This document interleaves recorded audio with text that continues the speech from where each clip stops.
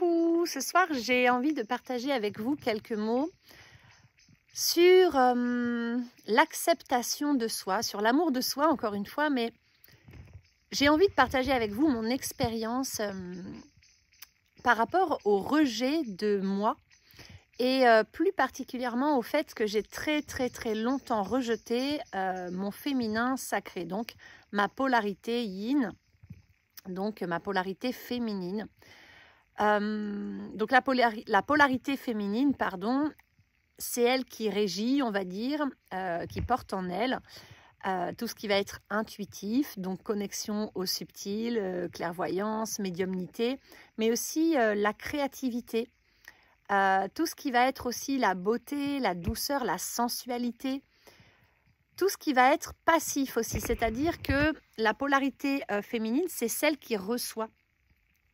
C'est celle qui reçoit et qui sait être passive, c'est-à-dire être dans la pleine présence, accueillir simplement ce qui vient du masculin ou ce qui vient de partout, hein, du monde, de la vie en fait. Et c'est elle donc qui va pouvoir être dans des états méditatifs, des états de sommeil, etc.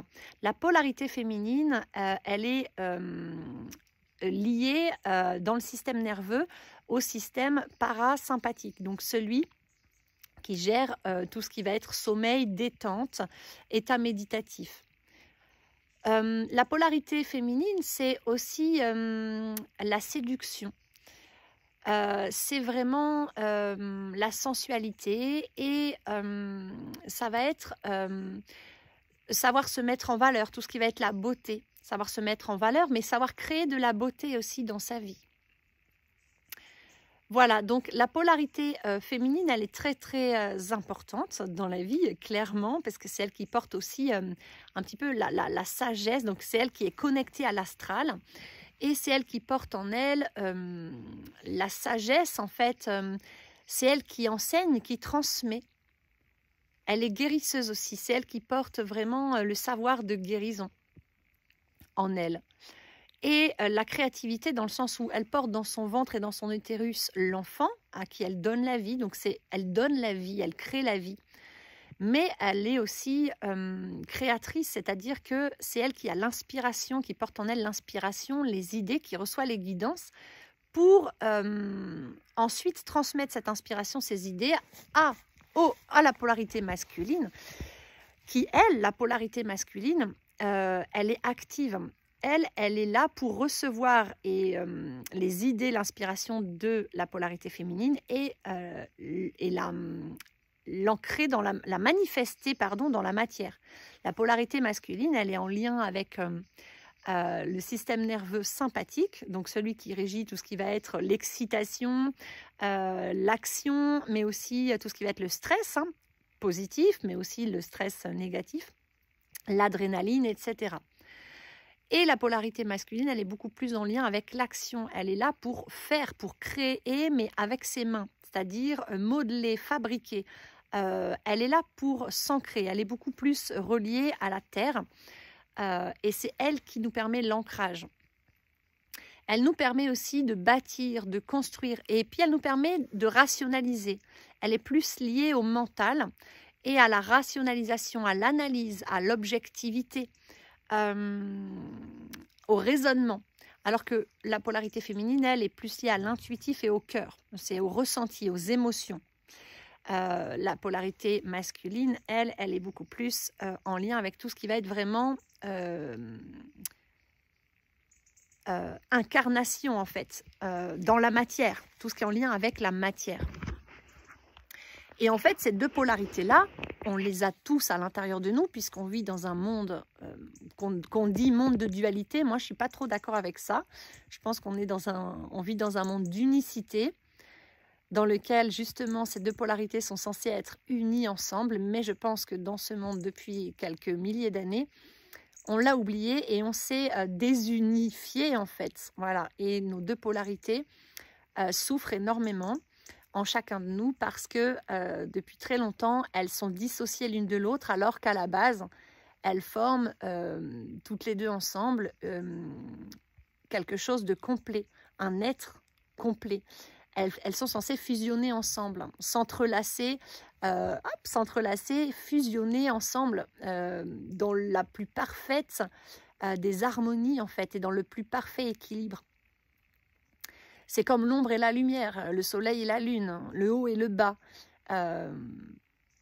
C'est comme tout en fait, le grand et le petit. Tout en fait sur cette terre possède son contraire.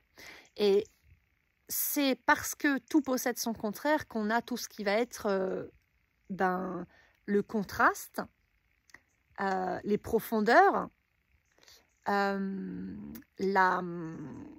on appelle ça, la perspective, etc. C'est parce que tout possède son contraire qu'on peut goûter en fait et ressentir la vie d'une manière tellement waouh, riche et vaste en fait. On a un panel d'émotions, un panel de ressentis, de sentiments, de sensations dans ce monde qui est quand même juste gigantesque et magnifique.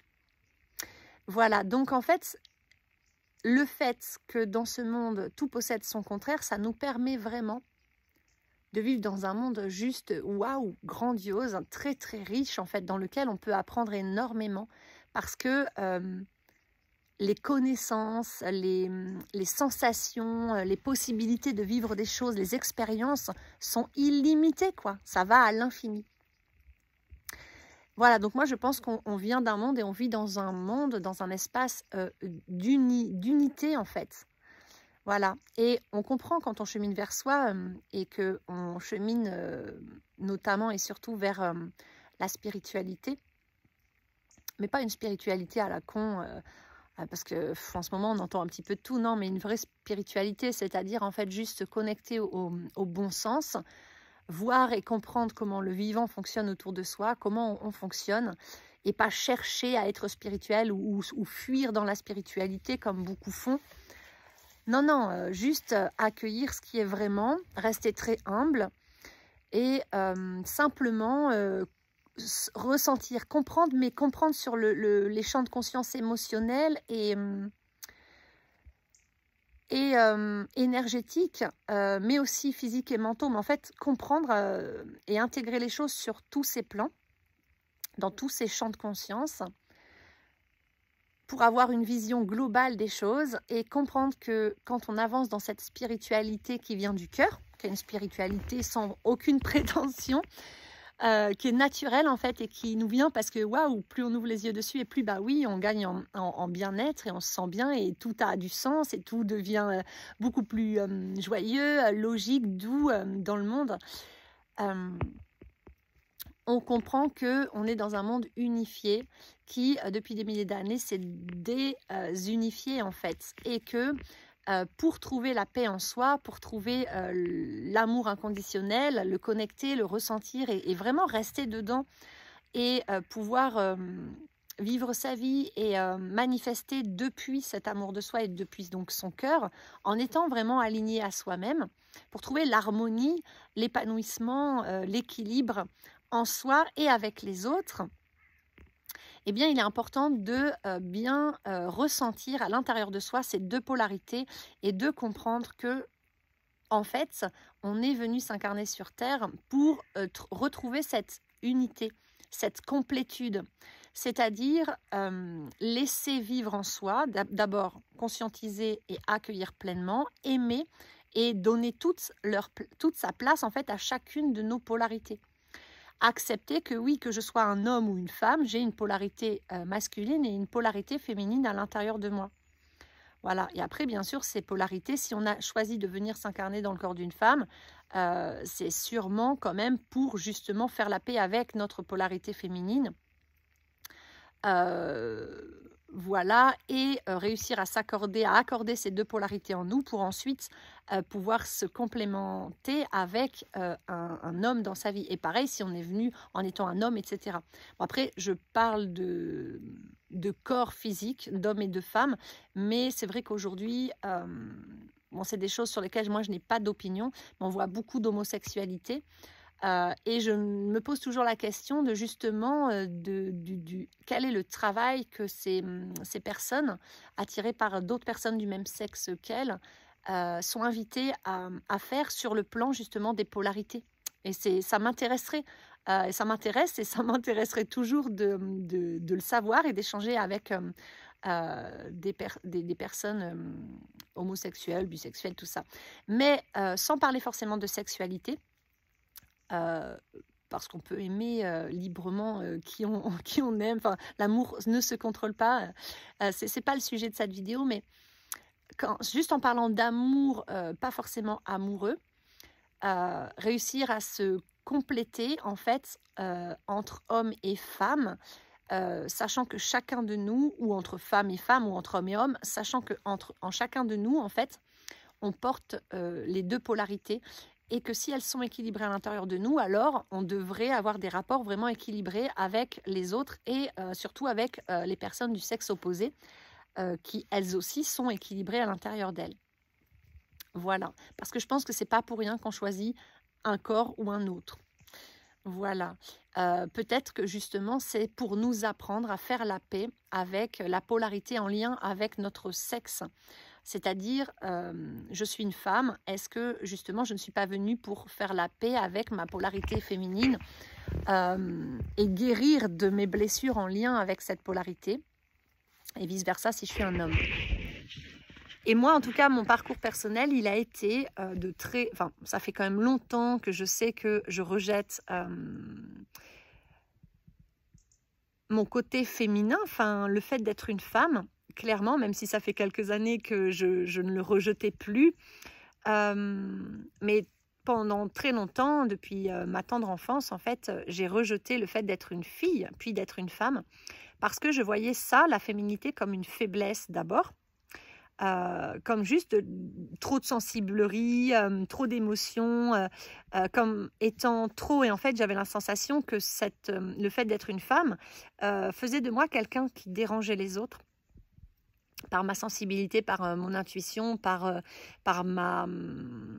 ma vulnérabilité, puisque la polarité féminine, elle porte en elle aussi tout ce qui va être sensibilité, bien sûr, émotion et vulnérabilité. Là où le masculin sacré, lui, va porter plus la force. La féminine, elle est puissante, mais le masculin, lui, il porte vraiment la force, la force physique, mais aussi morale, mentale, d'aller au bout des choses, la détermination, etc.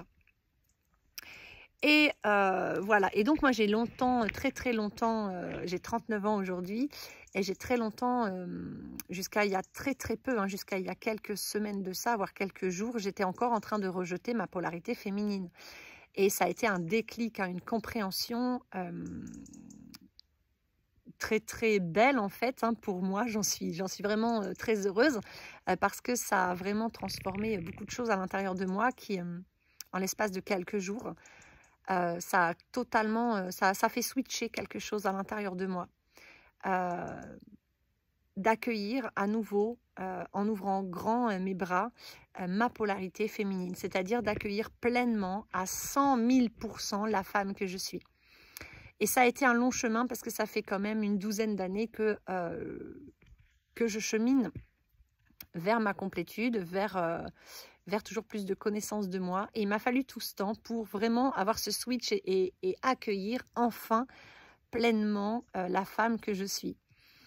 Voilà, et je rejetais vraiment ce côté trop sensible, trop vulnérable, trop émotif, etc. Et on est nombreuses, hein, à se rejeter pour ça. Et puis bien sûr, après, dans l'inconscient collectif, tous les héritages sociétaux, familiaux, etc.